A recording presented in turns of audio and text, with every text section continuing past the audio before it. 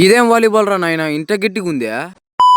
Hi friends, welcome back to our channel. ఈ రోజు అయితే కాలేజ్ మధ్య నుంచి ఎగరగొట్టేసి రిలయన్స్ కి అయితే వెళ్ళిపోయాను. ఇక మన గురించి తెలిసిందే కదా, ఎప్పుడు రిలయన్స్ కన్నా చుట్టూ ఏమేముందని ఎతికేదే మన పని. ఏదైతే నాకు ఫస్ట్ చూసిన వెంటనే వాలీబాల్ అనుకున్నా, కానీ కాదంట, పిల్లలు ఆడుకునే బాల్ అన్నమాట. కానీ చాలా గట్టిగా అయితే ఉంది. ఇక దాంతో మనకేం పని ఉందని చల్లగా ఐస్ క్రీమ్ అయితే ఒకటి తీసుకుని వేసాను.